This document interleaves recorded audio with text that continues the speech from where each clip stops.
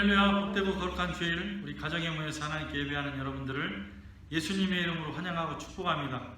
우리 다같이 마음을 정돈하시고 주약에 맞춰서 4월 마지막 주 주일날 예배를 하나님께 드리도록 하겠습니다.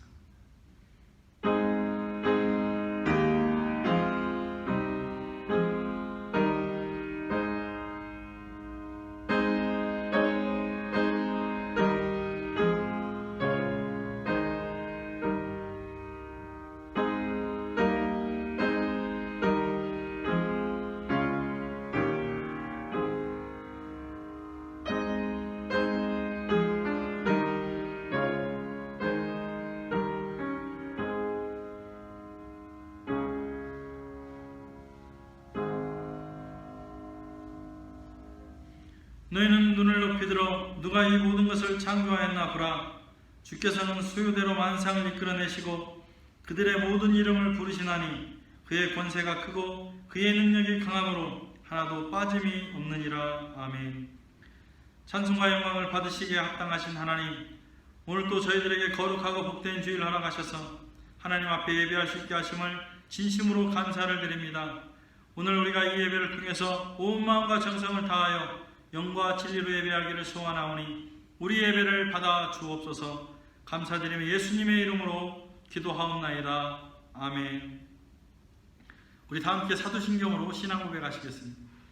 전능하사 천지를 만드신 하나님 아버지를 내가 믿사오며 그 외아들 우리 주 예수 그리스도를 믿사오니 이는 성령으로 잉태하사 동정녀 마리에게 나시고 본디오 빌라도에게 고난을 받으사 십자가에 못 박혀 죽으시고 장사한 지 사흘 만에 죽은 자 가운데서 다시 살아나시며 하늘에 오르사 전능하신 하나님 우편에 앉아 계시다가 저리로서 산자와 죽은 자를 심판하러 오시리라.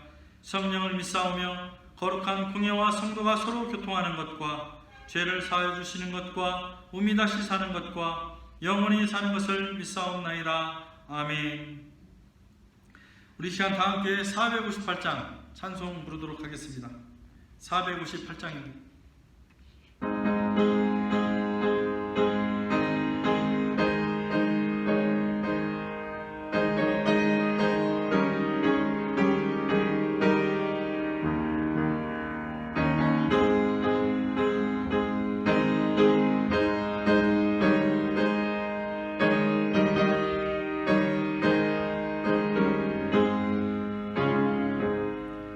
너의 마음에 설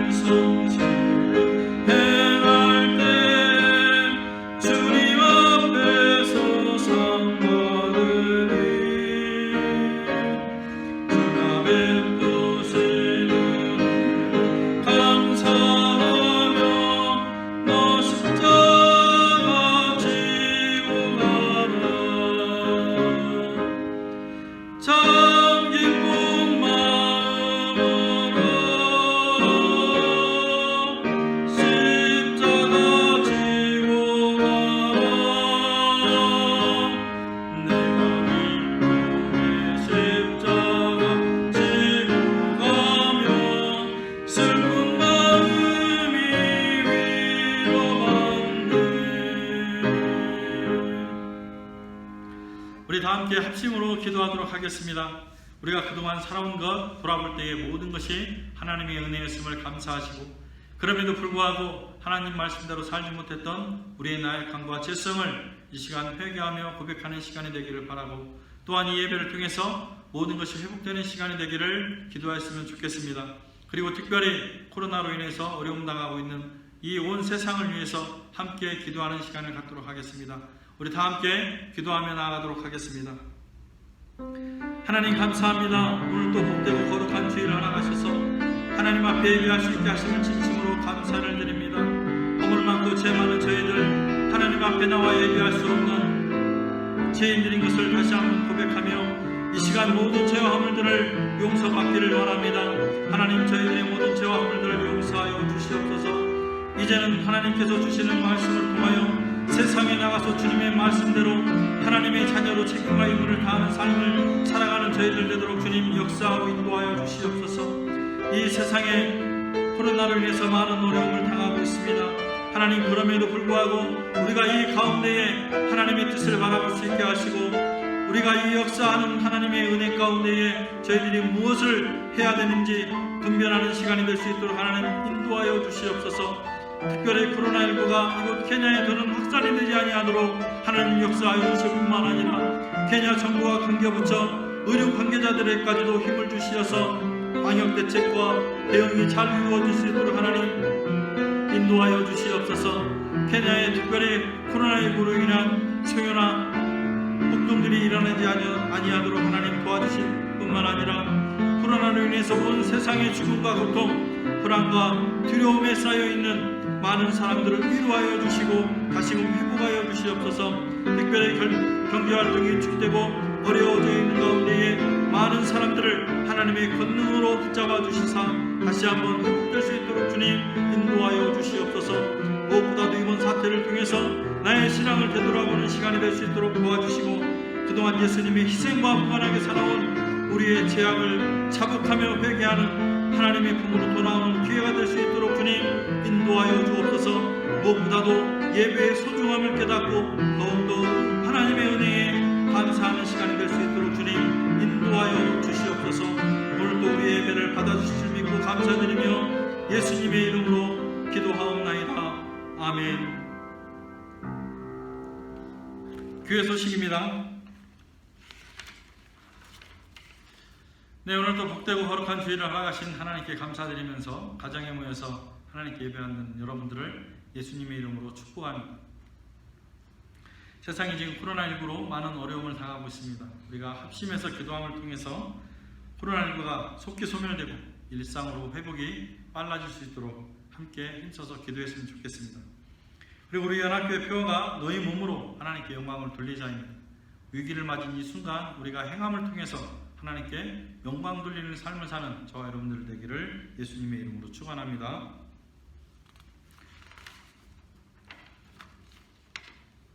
이 시간 하나님 말씀 보도록 하겠습니다. 하나님 말씀은 사무엘하 6장 1절로 8절 말씀입니다.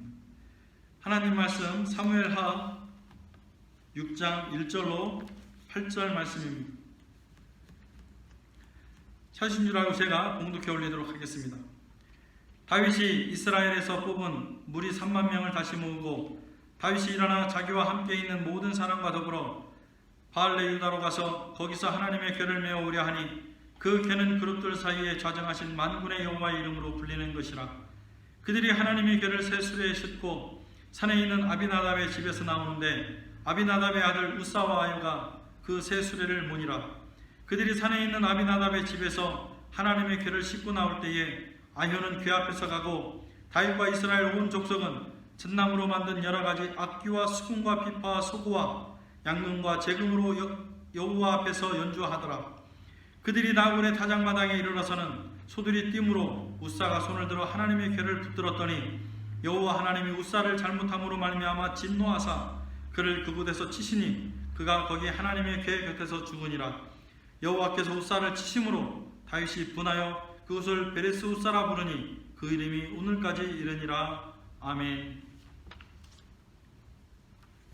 이사야 40장에 보면 하나님께서 이사야 선지자에게 외치라고 명령하고 있습니다. 그런데 이사야 선지자는 타락한 세상과 불의와 악이 가득한 인간에게 무엇을 외쳐야 할지를 몰랐습니다. 그래서 하나님께 여쭤봅니다. 하나님, 제가 무엇을 외쳐야 합니까? 이때 하나님께서 하신 말씀이 이 말씀이십니다. 모든 육체는 풀이요 그의 모든 아름다움 들의 꽃과 같으니 푸른 마르고 꽃은 시듬은 여호와의 기운이 그 위에 불미라. 이 백성은 실로 풀이로다. 푸른 마르고 꽃은 시드나 우리 하나님의 말씀은 영원히 서리라 하라 하고 말씀하셨습니다. 무슨 말씀입니까? 인간은 순식간에 말라 비틀어질 풀이라는 것입니다. 그러나 반면에 하나님의 말씀은 영원히 서 있는 하나님이시라는 것입니다. 풀에 지나지 않은 인간은 하나님의 말씀대로 살아야 하는 것은 물론이요 인간에 의해 하나님의 말씀이 왜곡될 수 없음을 말씀하고 있는 것입니다. 그런데 최초의 인간이었던 아담과 하와는 하나님께서 동산 각종 나무의 열매는 임의로 먹되 선악을 알게 하는 나무의 열매는 먹지 말라고 하셨습니다. 그 열매는 먹는 날에는 반드시 죽을 것이라고 경고했음에도 불구하고 사탄의 유혹을 받은 하와가 창세기 3장 3절에 동산 중앙에 있는 나무의 열매는 하나님의 말씀에 너희는 먹지도 말고 만지지도 말라 너희가 죽을까 하노라 하였다고 사탄에게 말하고 있는 것입니다. 하와는 하나님께서 반드시 죽는다고 하신 말씀을 죽을까 하노라라고 왜곡하고 있는 것입니다. 당연히 왜곡한 자신의 말이 마치 하나님께서 하신 말씀인 것처럼 죽지 않을 거야 하는 생각으로 금단의 열매를 먹고 말았습니다. 그 가져온 결과가 무엇입니까? 아담과 하와는 물론이요 인간에게 죽음이 찾아온 것입니다. 이스라엘 백성들이 하나님의 은혜로 바로의 손에서 벗어나 하나님이 명령하신 가나안 땅을 향해 가고 있을 때였습니다. 시내산에서 진을 치고 있던 이스라엘 백성들이 하나님의 말씀을 받고 내려온다는 모세가 시내산에서 몇 주가 지나도록 산에서 내려오지 않자 모세형 아론이 이스라엘 백성들이 이집트에서 가지고 나온 금들을 모아 그 금붙이로 금송아지를 만들고 다음과 같이 선포합니다. 출애굽기 32장 4절 6절입니다. 아론이 그들의 손에서 금고리를 받아 부어서 조각칼로 새겨 송아지 형상을 만드니 그들이 말하되 이스라엘아 이는 너희를 애굽 땅에서 인도하여낸 너희의 신이로다 하는지라.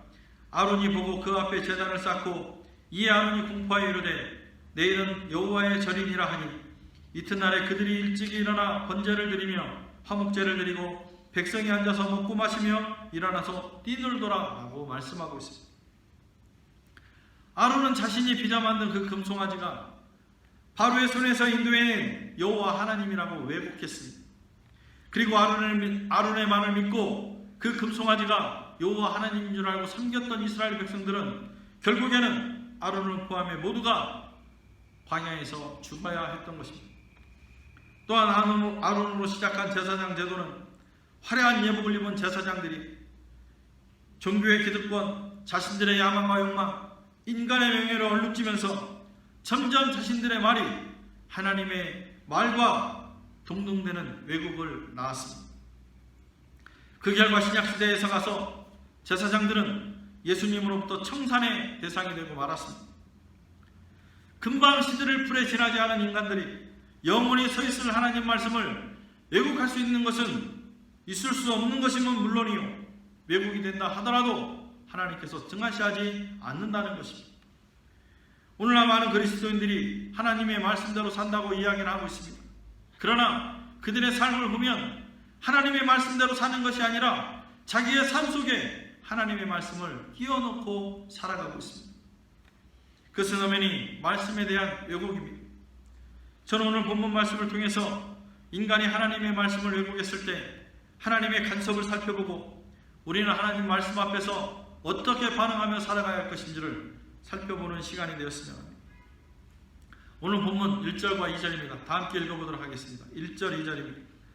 다윗이 이스라엘에서 뽑은 무리 3만 명을 다시 모으고 다윗이 일어나 자기와 함께 있는 모든 사람과 더불어 바알레 유다로 가서 거기서 하나님의 궤를 메어오려 하니 그 궤는 그룹들 사이에 좌정하신 만군의 여호와의 이름으로 불리는 것이라. 아멘. 오늘 말씀은 다윗이 3만의 군사를 이끌고 만군의 여호와 이름으로 불리는 하나님의 법궤를 바알레 유다로 가서 가져오는 것으로 시작을 하고 있습니다. 법궤가 무엇입니까? 모세가 시내산에 올라가서 하나님의 주신 말씀을 돌에 새겼는데 그 새긴 돌판을 넣은 궤입니다. 즉 하나님의 말씀이 들어있는 언약궤로 그 자체가 만군의 여호와 하나님으로 불리는 것이었습니다. 이 언약궤를 처음 모세가 하나님으로 받아서 이스라엘 백성들이 광야에서 40년 동안 가는 곳마다 메고 다니다가 가나안에 정착하면서부터 성소에 두기 시작했던 것입니다. 시간이 흘러서 이스라엘이 숙적 블레셋과 아벡에서 전투가 벌어질 때였습니다. 첫날 전투에서 이스라엘이 블레셋에게 대패하자 이스라엘 장로들이 사람들을 보내어서 실로에 있는 하나님의 언약궤를 전쟁터로 가져오게 했습니다. 옛날 그들의 조상들이 언약궤를 앞장서었을 때에 요단강이 갈라지고 여리고성이 무너졌던 것을 기억했던 것입니다. 그 언약궤를 엘리 제사장의 아들들인 홈니와 비니아스가 전쟁터로 가지고 나왔습니다. 그런데 이들은 이미 성소에서 수중 들은 여인들과 음행을 비롯해 규례와 율례와는 상관없이 하나님의 말씀을 철저하게 왜곡하는 자들이었습니다. 그들이 법궤를 가지고 전쟁터에 나왔을 때의 상황은 성경은 이렇게 말씀하고 있습니다. 사무엘상 4장 5절 말씀입니다. 여호와의 언약궤가 진영에 들어올 때에 온 이스라엘이 큰 소리로 외치매 땅이 울린지라 라고 말씀합니다. 언약궤가 전쟁터로 들어오자 이스라엘 군사들이 얼마나 함성 소리가 컸던지 땅이 흔들릴 정도였다고 성경은 기록하고 있습니다. 그러나 그것은 하나님을 향한 믿음의 발로가 아니었습니다. 그들이 전쟁터로 동원한 하나님의 법궤는 단지 전쟁을 승리로 이끌기 위한 부적에 불과했을 뿐 그 부적의 힘을 빌려서 전쟁을 승리로 가져가기를 기대했던 함성이었던 것입니다. 만약 그들이 정말로 하나님을 향한 올바른 믿음이었다면 전쟁터로 법궤를 가지고 나왔겠습니까? 하나님의 법궤를 이용해 자신의 목적을 성취하려는 생각은 아예 꿈에도 생각하지 않았을 것입니다. 그러나 그들은 전쟁을 이기기 위해서 하나님의 법궤를 부적 삼아 전쟁터로 가지고 나온 것입니다. 그런데 그들의 함성은 허공의 메아리가 되고 말았습니다. 사무엘상 4장 10절로 11절 말씀입니다. 블레셋 사람들이 쳤더니 이스라엘이 패하여 각기 장막으로 도망하였고 사륙이 심히 커서 이스라엘 보병에 엎드려진 자가 3만 명이었으며 하나님에게는 빼앗겼고 엘리의 두 아들 홈니와 비니아스는 죽음을 당하였더라 라고 말씀하고 있습니다. 전쟁에서 승리는커녕 3만의 군사가 목숨을 잃었고 하나님의 법궤마저 빼앗기고 말았습니다. 그 와중에 홈니와 비니아스는 죽음을 당하였고 이 소식을 듣던 아버지 엘리 제사장이 말씀을 듣던 중에 하나님의 법궤를 말하자 목이 부러져 죽고 말았습니다. 하나님은 이 전쟁을 통해서 우리에게 무엇을 보여주기 위함이었겠습니까? 하나님의 말씀을 부적 삼아 자기의 욕구를 채우려 하는 자는 하나님이 반드시 심판하신다는 것을 보여주기 위함이었던 것입니다. 왜 그렇습니까? 이런 자들에 의해서 하나님의 말씀이 왜곡되기 때문인 것입니다. 우리 역시 하나님의 말씀이 자신의 목적을 달성하는 도구나 수단으로 사용되고 있다면 하나님의 말씀을 왜곡하는 자들인 것입니다. 전쟁을 승리로 거둔 블레셋은 이스라엘로부터 빼앗은 그 법궤를 아스돗으로 그들이 섬기는 다수군 신상 앞에 전리품으로 갖다 바쳤습니다. 그런데 다음날 다곤 신상이 엎드러져 있는 것입니다.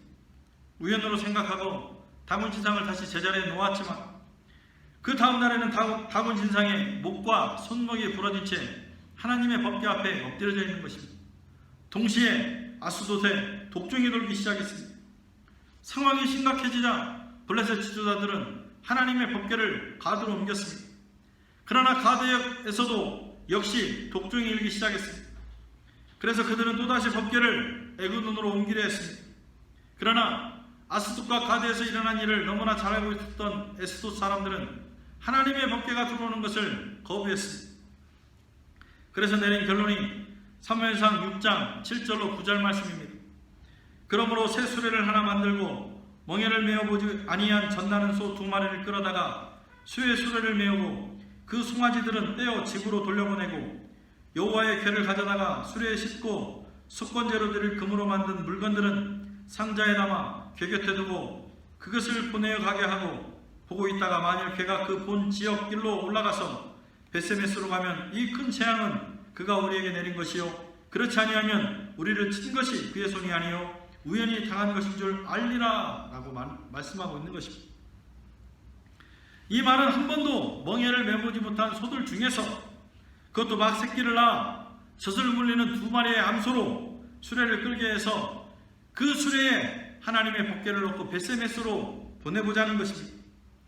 그래서 그 소들이 아무 탈 없이 벳세메스로 향한다면 하나님이 내리신 재앙이요 그렇지 않다면 우연으로 알겠다는 것입니다. 상식적으로 한번 생각해 보십시오. 멍에를 한 번도 내보지 못한 그 소들이 그것도 막 새끼를 낳은 암소 2마리가 함께 수레를 끌고 새끼로부터 멀어진다는 것은 있을 수 없는 것입니다. 다시 말해 그들은 일어난 모든 일들이 우연이기를 바라고 있다는 것입니다. 그런데 그들의 기대와는 달리 첫나는 이 2 암소가 처음 끄는 수레를 거부하지 않고 새끼와는 반대로 벳세메스를 향하고 있었던 것입니다. 이 광경을 지켜보던 블레셋 사람들은 놀라움을 금치 못하면서 지금까지 일어난 모든 일들이 하나님에 의해 일어난 재앙임을 인정하고 그 법궤를 벳세메스로 돌려보내게 된 것입니다. 그러자 벳세메스 사람들은 뜻하지 않게 하나님의 법궤가 돌아오자 너무나 기뻤습니다. 그래서 그들은 서로 약속이나 한 것처럼 하나님의 법궤를 열어보았습니다. 그러자 사무엘상 6장 19절은 이렇게 말씀하고 있습니다. 벳세메스 사람들이 여호와의 궤를 들여다본 까닭에 그들을 치사 70명을 죽이신지라 여호와께서 백성을 쳐서 크게 사륙하였으므로 백성이 슬피 울었다라고 기록하고 있습니다. 어떤 일이 일어난 것입니까? 하나님의 여호와의 법궤를 본 사람들이 모두 다 죽임을 당한 것입니다. 죽임을 당한 사람들은 하나님을 모르는 사람들이 아니었습니다. 하나님을 경외하고 하나님의 말씀을 따라 사는 이스라엘 백성들이었습니다. 이스라엘 백성들은 하나님의 법궤를 함부로 다루면 어떻게 된다는 것을 너무나 잘 알고 있었던 사람들이었습니다. 민수기 4장 19절 20절 말씀에 쉬운 성경으로 제가 읽어드리겠습니다. 그들이 가장 거룩한 물건에 가까이 갈 때에 죽지 않도록 아론과 그의 아들들이 들어가서 고아 자손이 해야 할 일들을 일일이 가르쳐 주어라. 그리고 고아 자손이 옮길 물건을 일일이 정해 주어라. 고아 자손은 성소에 들어가서 잠깐 동안이라도 거룩한 물건들을 보아서는 안 된다. 그러면 죽을 것이다. 하나님께서 이스라엘 백성들에게 주신 규례를 통해서 하신 말씀입니다. 이 말씀을 이스라엘 백성들은 너무나 잘 알고 있었던 것입니다. 그럼에도 불구하고 이스라엘 백성들은 너무나 기쁜 나머지 하나님의 법궤를 다 들여다본 것입니다. 왜 그랬겠습니까? 하나님의 법궤 안에 무엇이 들었는지 궁금했던 것입니다. 호기심이 발동된 것입니다. 호기심이라는 것은 인간의 욕구 중에 또 다른 형태일 뿐 호기심으로 비롯된 결과가 다 무죄라고 말하는 것은 아니라는 것입니다. 중요한 것은 하나님의 법궤에 호기심이 발동해서 자기의 욕구를 채우려 했던 사람들이 다 죽었다는 것입니다. 다시 말해 하나님의 말씀을 호기심의 대상으로 삼는다면 그 사람은 하나님의 분노의 대상이 된다는 것입니다. 왜 그렇습니까? 하나님의 말씀이 그런 사람들을 통해서 왜곡되기 때문인 것입니다. 여러분들은 하나님의 말씀을 호기심으로 대하고 있습니까? 하나님의 말씀이 어디까지 진리이고 하나님의 말씀이 어디까지 능력이며 하나님의 말씀이 우리의 삶에 어느 정도 영향력을 끼치는지 궁금하십니까? 하나님의 말씀은 우리가 호기심으로 대할 정도로 엉성한 말씀이 아닙니다. 히브리서 4장 12절로 13절 말씀을 보면 하나님의 말씀은 살아있고 활력이 있어 좌우의 날선 어떤 검보다도 예리하여 혼과 영과 및 관절과 골수를 찔러 쪼개기까지 하며 또 마음의 생각과 뜻을 판단하나니 지으신 것이 하나도 그 앞에 나타나지 않음이 없고 우리의 결산을 받으실 이의 눈앞에 만물이 벌거벗은 것 같이 드러난다라고 말씀하고 있습니다. 하나님의 말씀은 이렇게 능력이 있는 말씀인 것입니다. 호기심의 대상이 아닌 것입니다. 우리는 하나님의 말씀 그대로를 인정하고 받아들이고 말씀대로 살아가야 하는 것입니다. 이것이 풀에 지나지 않은 인간의 올바른 태도인 것입니다. 이렇게 하나님의 법궤를 호기심으로 본 사람들이 떼죽음을 당하자 깜짝 놀란 벳세메스 사람들은 법궤를 황급히 바알레 유다로 보내게 된 것입니다. 오늘 본문에 기록된 바알레 유다의 현재 이름은 기랏 여아림이라는 곳입니다. 이 기랏 여아림으로 보내진 법궤를 오늘 다윗이 찾으러 오기까지 70년을 아비나답의 집에 있게 되었던 것입니다. 다윗은 만군의 여호와 이름으로 불리는 하나님의 법궤를 예루살렘으로 모시기 위해 군사 3만을 이끌고 기랏 여아림으로 온 것입니다.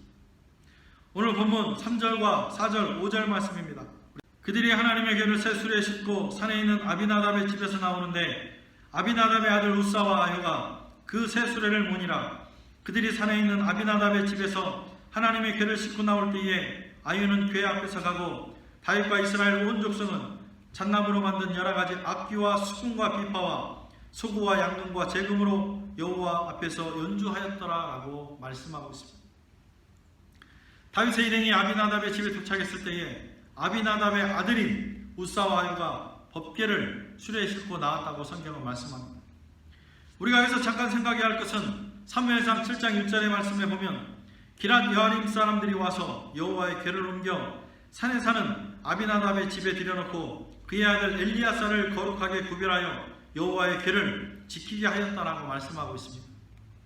70년 전에 하나님의 법궤가 아비나답의 집에 들어갈 때에 그 법궤를 받은 사람이 아비나답의 아들인 엘리아셀이라는 것입니다.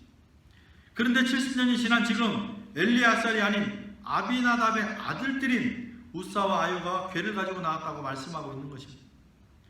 우리가 잠깐 생각해야 할 것은 아들이라는 단어로 사용된 히브리어 단어 벤은 아들이라는 뜻도 있지만 손자라는 뜻도 가지고 있는 단어입니다. 그렇다면 우리가 70년이라는 갭의 그 시간을 고려할 때에 우사와 아효는 아비나답의 손자 엘리아살의 아들로 이해하는 것이 맞다고 생각이 드는 것입니다. 그래서 아비나답의 손자인 우사와 아효가 법궤가 실린 수레를 끌고 나온 것이 되는 것입니다. 그리고 곧 행진이 시작되는데 다윗을 비롯한 그 자리에 있었던 온 이스라엘 백성들이 여러 가지 악기를 가지고 연주하면서 그야말로 축제의 행진이 시작된 것입니다. 오늘 본문 6절, 7절 다 같이 한번 읽어보도록 하겠습니다. 6절, 7절입니다. 그들이 나곤의 타작마당에 이르러서는 소들이 뛰므로 우사가 손을 들어 하나님의 궤를 붙들었더니 여호와 하나님이 우사가 잘못함으로 말미암아 진노하사 그를 그곳에서 치시니 그가 거기에 하나님의 궤 곁에서 죽으니라 라고 말씀합니다. 축제 행렬이 나곤이라는 사람의 타작마당에 이르렀을 때에 수레를 끌던 소들이 갑자기 뛴 것입니다. 그러자 수레 뒤에 있던 우사가 손으로 법궤를 붙잡았고 그 즉시 하나님께서 우사를 치신 것입니다. 참으로 이해할 수 없는 상황입니다. 상식적으로 생각할 때 수레가 흔들려서 법궤를 붙잡은 것이 무엇이 잘못이라는 것입니다. 그래서 이것에 대해서 많은 분들이 우사는 레위인이 아닌데도 불구하고 법궤를 만졌기 때문에 벌을 받았다라고 이해하고 있습니다. 그러나 성경에는 우사가 레위인이 아니라는 것은 어디에도 없을 뿐만 아니라 무려 70년 동안 우사의 할아버지 아비나답과 그의 아버지 엘리아살과 함께 법궤를 관리해왔다는 것을 감안해 보면 이 주장은 설득력이 떨어집니다. 그렇다면 우사가 무슨 잘못을 했기에 하나님이 치셨는가 하는 것입니다. 그 해답은 그 현장에 있던 다윗이 잘 알고 있었습니다. 나곤의 타작마당에서 우사가 즉사하자 다윗은 바로 예루살렘으로 돌아갔고 법궤는 그 근처인 에벳 에돔의 집에 옮겨지게 되었습니다. 그리고 얼마 후 다윗이 다시 하나님의 법궤를 예루살렘으로 옮기고자 할 때에 그 일을 담당할 사람들을 불러서 우사가 하나님으로부터 치심을 받은 이유에 대해서 이렇게 설명하고 있습니다. 역대상 15장 11절로 13절 말씀입니다. 다윗이 제사장 사독과 아비아달을 부르고 또 레위 사람 우리엘과 아사야와 요엘과 스마야와 엘리엘과 암미나답을 불러 그들에게 이르되 너희는 레위 사람의 지도자이니 너희와 너희 형제는 몸을 성결하게 하고 내가 마련한 곳으로 이스라엘 하나님의 여호와의 궤를 메어 올리라. 전에는 너희가 매지 아니하였으므로 우리 하나님 여호와께서 우리를 치셨으니 이는 우리가 규례대로 그에게 구하지 아니하였음이라 하니라 라고 말씀하고 있습니다. 무슨 말입니까? 지난번 하나님의 법궤를 옮길 때에 하나님의 명령대로 법궤를 매지 않고 나왔기 때문이라고 다윗은 말하고 있습니다. 사실 다윗은 군사 3만을 대동하고 기랏 여아림으로 갈 때에 분명히 하나님의 법궤를 메고 나오라고 명령했습니다. 2절 말씀을 다시 한번 보면 다윗이 일어나 자기와 함께 있는 모든 사람과 더불어 바알레 유다로 가서 거기서 하나님의 궤를 메어오려고 하니 그 궤는 그룹들 사이에 좌정하신 만군의 여호와 이름으로 불리는 것이라 라고 말씀하고 있습니다. 그런데 우사와 아유는 하나님의 법궤를 메고 나와야 함에도 불구하고 수레에 싣고 나온 것입니다. 하나님의 법궤를 수레에 싣고 나온 저들의 당당함이 당연히 법궤를 메고 나와야 하는 것을 잘 알고 있었던 다윗조차도 순간적으로 저들의 잘못을 지적하지 못했던 것입니다. 당시 상황으로 돌아가 보면 다윗이 동원한 수가 3만입니다. 저마다 악기로 연주하며 축제의 행진을 벌이고 있을 때에 구경거리가 생긴 그 주민들도 합세하면서 열광적인 환호를 보내고 있었을 것입니다. 그 축제 행렬이 얼마나 장관이었겠습니까? 그 축제 행렬 가운데에 무엇이 있었습니까? 당연히 하나님의 법궤가 있었습니다. 그 법궤의 앞뒤로 누가 서 있었습니까? 우사와 아유가 서 있었습니다. 그런데 이들은 수많은 사람들에게 열렬한 환호를 받자 자신들이 하나님과 동등한 위치에 있다고 착각을 했습니다. 아니 오히려 하나님 말씀보다 더 위에 있다고 생각을 했습니다. 그래서 사실 이날 행진의 주인공은 만군의 여호와로 일컫는 하나님의 법궤였어야도 불구하고 그 법궤를 옮기는 우사와 아유가 법궤 위에 군림하고 있었던 것입니다. 이때 소가 흔들렸던 것입니다. 어찌 보면 교만의 극에 달한 우사와 아유에 대한 하나님의 경고였는지도 모릅니다. 그러나 이어지는 우사의 행동은 손을 높이 들면서 괜찮아, 여호와의 법궤는 내 손 안에 있어, 걱정할 거 없어, 자 봐 하면서 법궤를 만진 것입니다. 우사가 법궤를 잡았을 때에 붙잡다로 사용된 히브리어 아하즈는 소유의 개념을 나타내고 있는 단어입니다. 우사가 하나님의 법궤를 마치 자신의 소유물인 양 법궤를 붙잡으면서 내가 법궤 위에 있다고 자신을 만민에게 과신하고 있었던 것입니다. 우사에게 있어 하나님의 법궤는 자신을 과신하는 하나의 장식품에 불과했던 것입니다. 7절에 여호와 하나님이 우사와 잘못함으로 말미암아 진노하사 그를 그곳에서 치시니 그가 거기 하나님의 궤 곁에서 죽었다라고 말씀합니다. 하나님의 경고마저 무시한 우사는 그 자리에서 하나님의 치심으로 즉사하고 말았습니다. 다시 말씀을 드리자면 인간은 어떠한 경우에도 하나님 위에 있을 수 없고 하나님의 말씀을 왜곡할 수 없기에 스스로 하나님 위에 군림하거나 하나님 말씀을 장식품 정도로 알고 생각하고 있다면 우사와 같은 길을 걷게 된다는 것입니다. 오늘 본문 말씀 8절 보도록 하겠습니다. 여호와께서 우사를 치심으로 다윗이 분하여 그곳을 베레스 우사라 부르니 그 이름이 오늘날까지 이르니라 라고 말씀합니다. 하나님의 법궤를 가지러 간 다윗은 나본의 타작마당에서 우사가 즉사하는 것을 목격하고 그것을 베레스 우사라고 명명했습니다. 다윗이 그곳을 베레스 우사라고 부른 이유가 무엇이었겠습니까? 여기서 하나님께서 우사를 치심으로라고 사용된 치다의 히브리어 단어가 베레스입니다.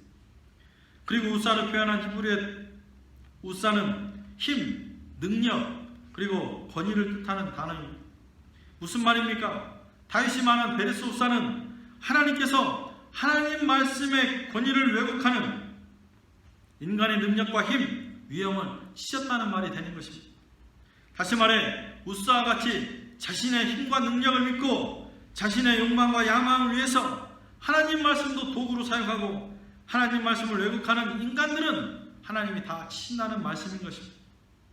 그러나 반대로 다윗이 자신의 부족함과 자신의 어리석음을 깨닫고 난 이후에 우사의 죽음 앞에서 베레스 우사라고 고백했던 것은 거룩하신 하나님을 바르게 믿기 위함과 동시에 말씀 앞에 바로 서기 위해서 내 손으로 직접 하나님보다 더 위에 있는 것들, 인간의 힘, 인간의 능력, 인간의 위엄 같은 것들을 쳐내지 않으면 안 된다는 결단의 고백이기도 했던 것입니다. 다윗은 이 길만이 자기 욕구를 위해 하나님의 말씀을 왜곡하는 나 자신을 지키고 하나님을 거룩함에 동참하는 길이라고 생각했기 때문인 것입니다. 말씀을 마치겠습니다. 한 청년이 예수님을 찾아와서 어떻게 하면 영생을 얻을 수 있는지 물었습니다.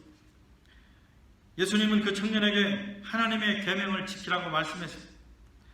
영생을 얻는다는 것은 곧 하나님의 말씀을 따라서 사는 것이었기 때문이었습니다.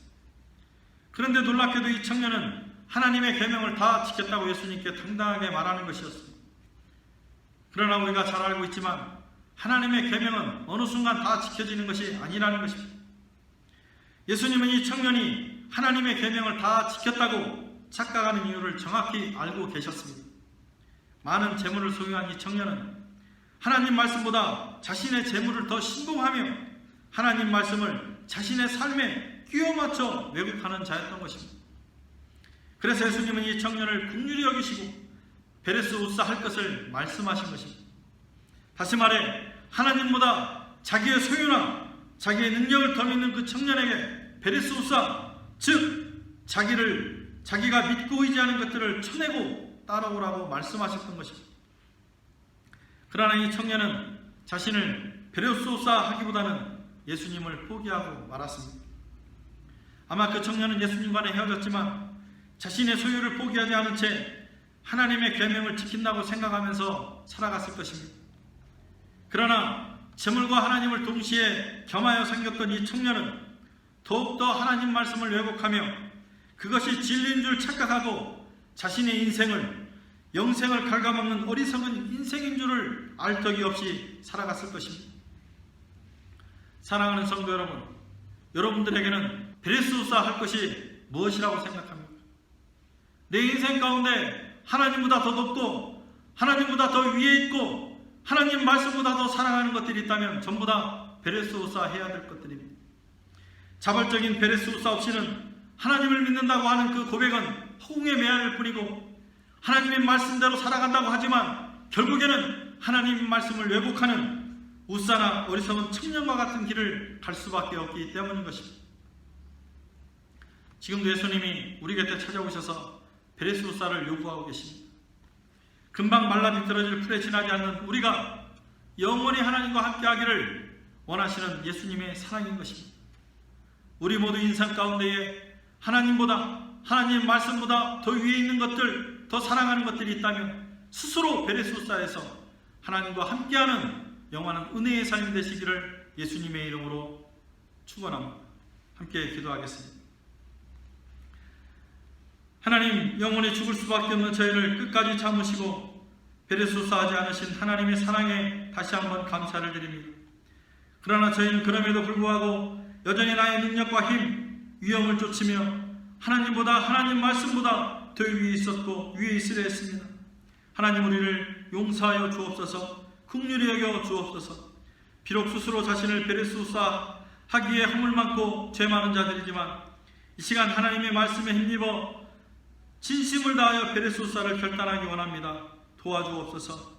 우리 역시 우사와 같이 저 부자 청년과 같이 착각 속에 하나님의 말씀을 왜곡하며 사는 자가 되는 것을 원치 않기에 베레스 우사를 통해 저희도 하나님의 예수님의 사랑을 증명하는 믿음의 사람으로 책임과 의무를 다하게 하여 주옵소서. 지금 세상은 코로나 바이러스로 많은 어려움을 당하고 있습니다. 고인과 육신의 헤어짐을 당한 많은 유가족을 비롯해서 고난과 아픔, 위기와 혼란에 빠진 어려움을 호소하는 많은 사람을 긍휼히 여겨주시고 그들을 위로하시고 회복시켜 주실 뿐만 아니라 그들로 하여금 하나님께서 온 만물의 구주이시고 통치자이심을 밝히 드러내는 은혜가 있게 하여 주옵소서. 또한 이 시간 모든 것이 하나님의 은혜를 감사하는 마음으로 물질을 표현한 성도들에게도 하나님께서 복을 내려주시되 집안에 곳간이 차고 넘치는 은혜와 함께 날마다 우리 곁에서 사랑을 나누시는 하나님의 따뜻한 사랑과 하나님의 선하신 인도와 동행의 참 자유를 누리는 은혜가 있게 하여 주시옵소서.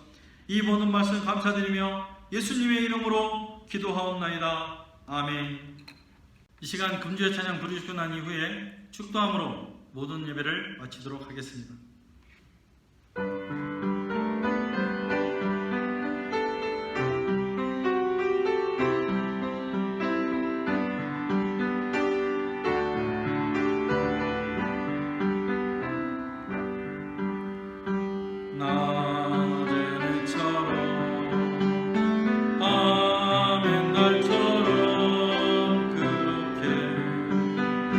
살 순 없을까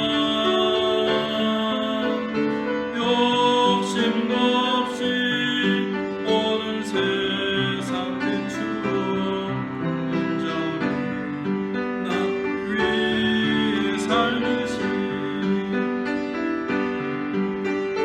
나의 일생에 꿈이 있다면 이 땅의 빛과 소금 되어 가난한 영혼 지친 영혼을 주님께 인도하고픈데 나의 욕심이 나의 못난 자가 언제나 거나난 침대로 나를 짓눌러 마음을 괴롭게 하니 주님은 나를 도와주소서. 예수님처럼 바울처럼 그렇게 살 순 없을까? 나를 위하여 당신들의 온몸을 온전히 버리셨던 것처럼 주의 사랑은 베푸는 사랑 값없이 거저주는 사랑 그러나 나는 주는 것보다 받는 것 더욱 좋아하니 나의 입술은 주님 나를 묻는 하나 언제나 아직도 추하여 받을 사랑만 계속하고 있으니 주님여 나를 도와주소서.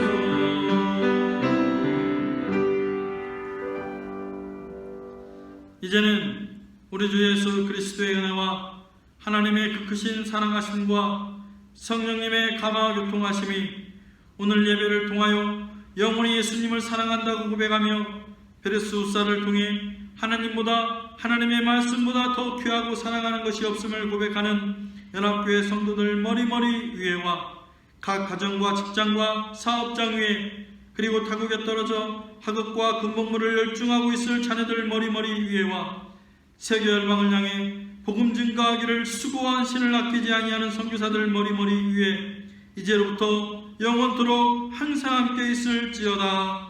아멘.